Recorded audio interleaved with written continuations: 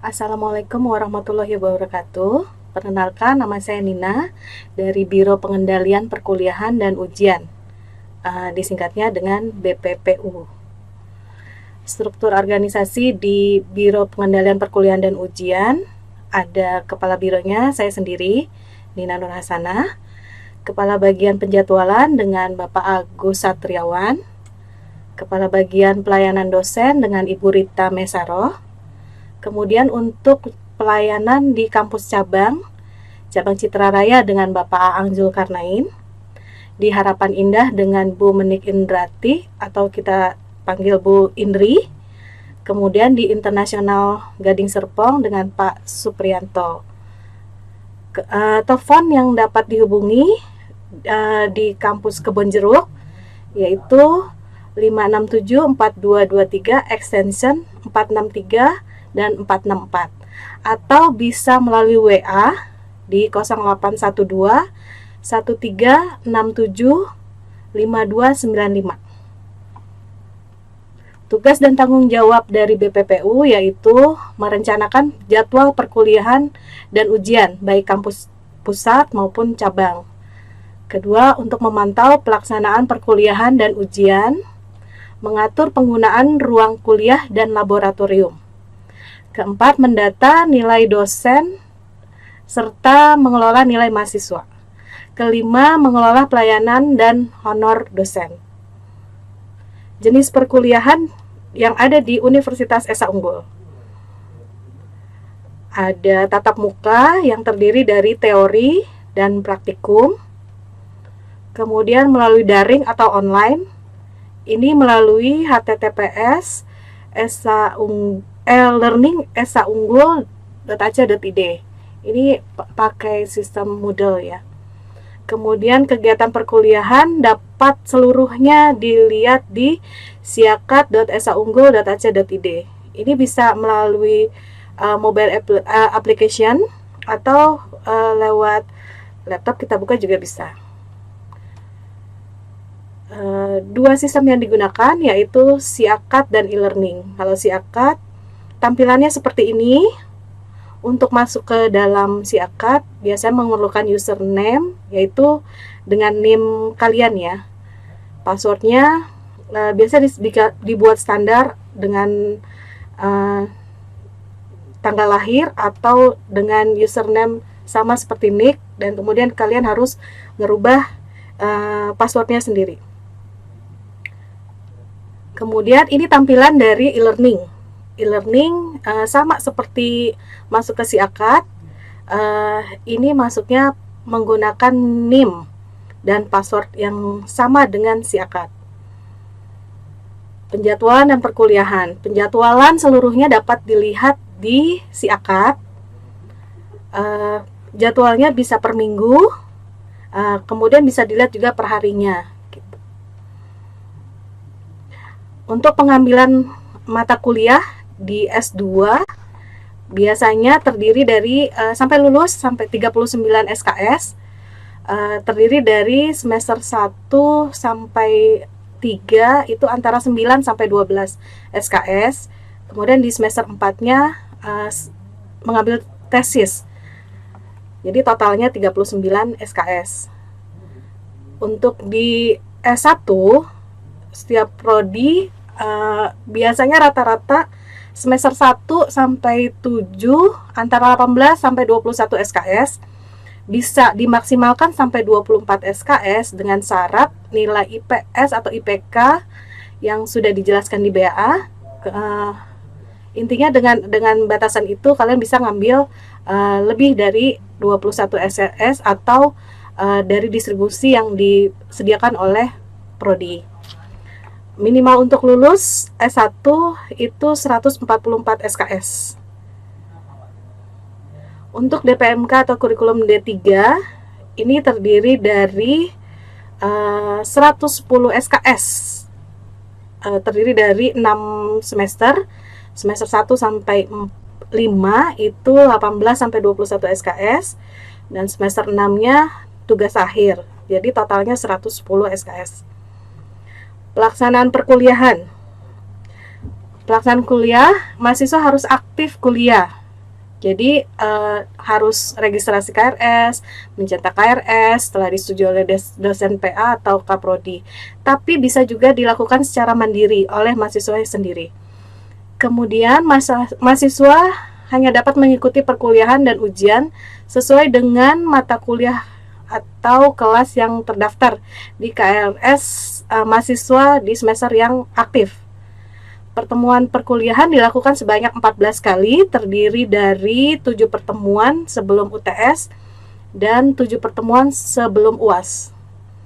Informasi jadwal perkuliahan, ujian, rekap kehadiran, nilai, semua dapat diakses melalui portal SIAKAT di siakat.saunggul.ac.id. Kehadiran mahasiswa dapat terdiri dua ya, dari tatap muka, yaitu teori atau praktikum.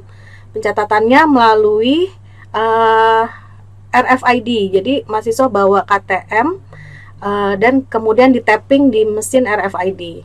Ini bisa di kelas atau di laboratorium menggunakan kartu tanda mahasiswa. Jadi setiap kuliah jangan pernah ditinggal kartunya. Jadi kalau tanpa itu kalian dianggap tidak hadir. Kalau kuliah daring atau online, mahasiswa dinyatakan hadir bila 1. Mendownload modul, 2. Membuka link jurnal yang disediakan oleh dosen, 3. Menonton video perkuliahan, 4. Aktif di forum atau hadir di tatap muka online via webinar, 5. Mengerjakan kuis, dan 6. Mengupload tugas. Jadi ada 6 aktivitas yang harus dilakukan agar mahasiswa tercatat hadir. Ini tampilan untuk kehadiran mahasiswa di kelas ya, kalau menggunakan RFID. Kemudian ini tampilan kehadiran mahasiswa, jadi real time ketika kalian tapping di kelas, maka kehadiran akan tercatat langsung di SIAKAT. Ini untuk yang tatap muka, tapi kalau yang online biasanya 1 minggu setelah perkuliahan baru ada tercatat kehadirannya. Ujian tengah semester atau UTS dan ujian akhir semester atau UAS.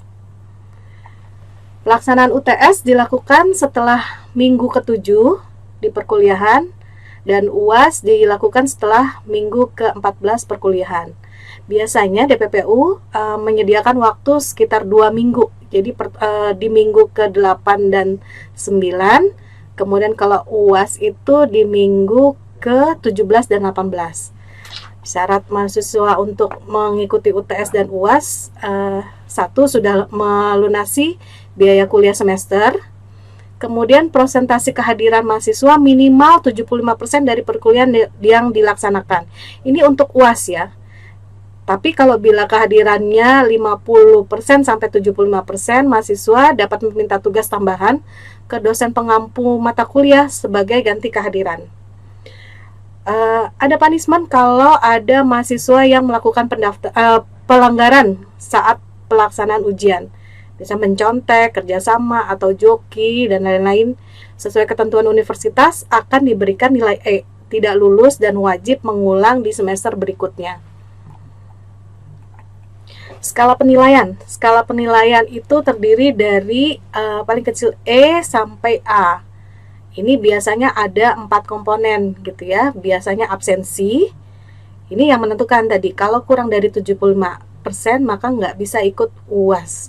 Kemudian ada tugas tambahan yang diberikan dosen. Masing-masing dosen pasti berbeda-beda. Ada komponen UTS dan UAS. Nilainya terdiri dari nilai huruf.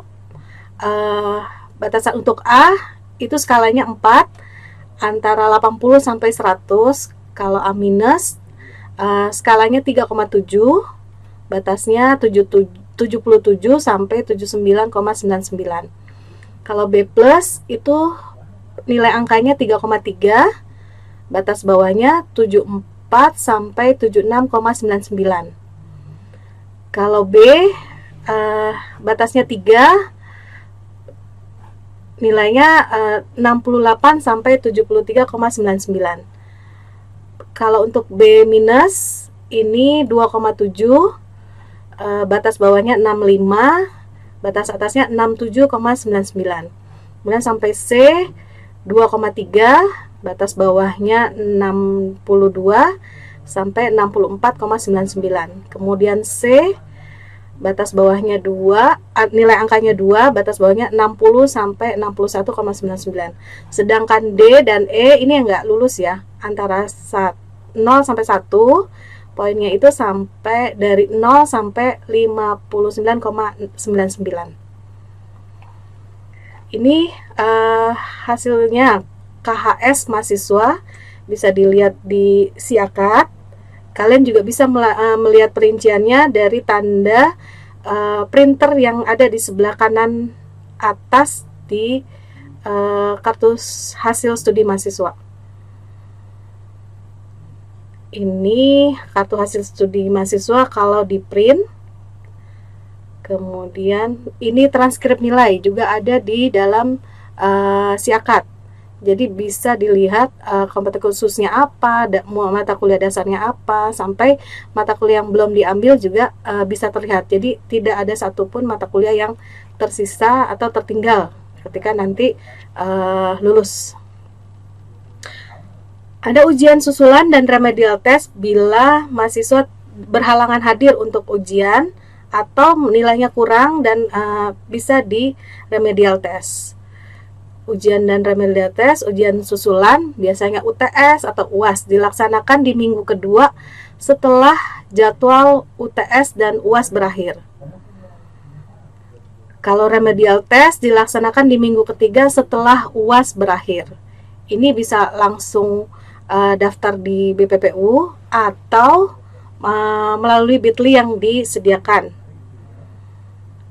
Terima kasih dan semoga sukses. Selamat bergabung di Universitas Esa Unggul